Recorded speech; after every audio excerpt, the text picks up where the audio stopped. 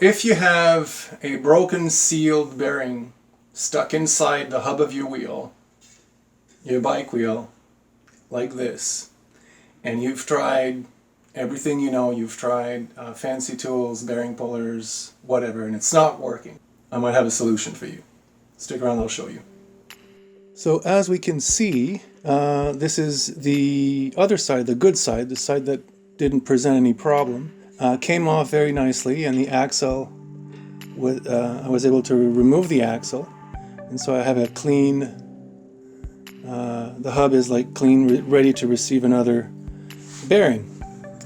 On the other hand, when I flip, this is what it looks like from up close. It's hard to get good lighting in there because there's so much reflection and there's the hole and whatever, but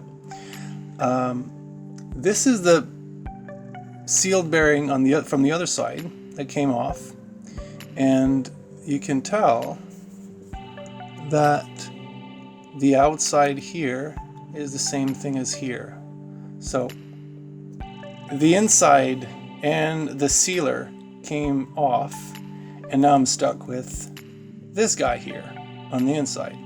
And since this is aluminum, welding a steel plate between these two extremities and then pushing from the other side is not an option. It would damage, very likely damage the aluminum. So the principle is to use something very simple. Here I'm using, it's a 3/8. The size of the head is what matters. For this opening right now, like, you want something as snug as possible, but that still goes through. And this head happens to be 13/16 or 20.7 millimeters. And what happens when you drop it in there, since it's very close, I can then use metal epoxy. I'm using this brand here. There's JB Weld that's also available, but this guy's rated at 4,500 psi.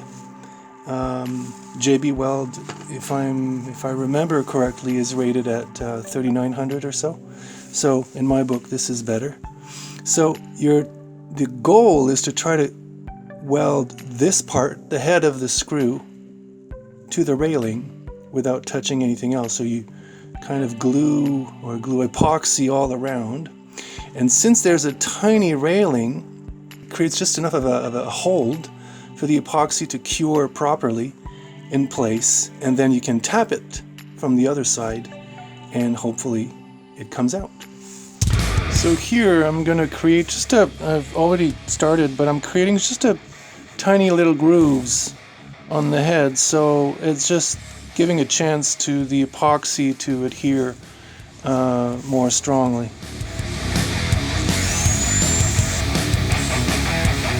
Since the head is a little bit loose, I want to close the gap with a bit of masking tape.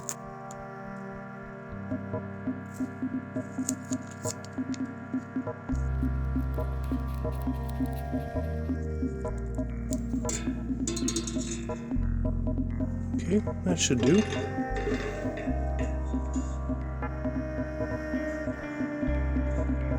There we go. Hard for you to see, but I can still have access to the groove, the railing inside here, which will be the perfect element for the epoxy to grab onto. Okay, so I've mixed the epoxy. Here we go.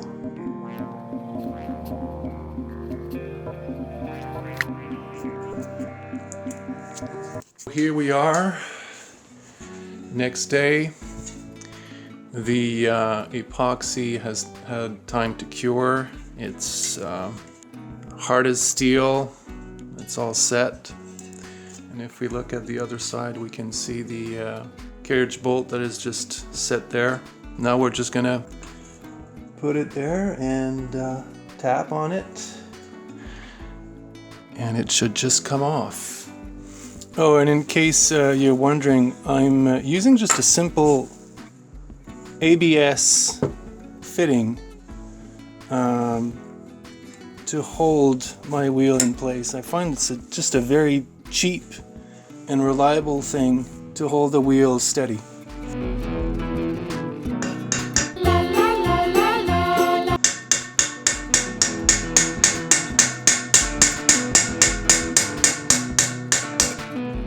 Let's just check it out. Yeah, it's starting to come off.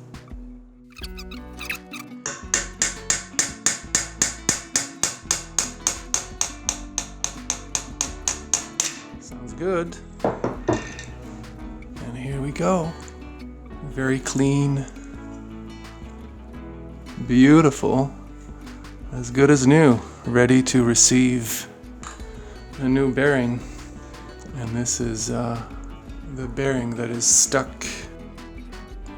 There you go. Hope it helps.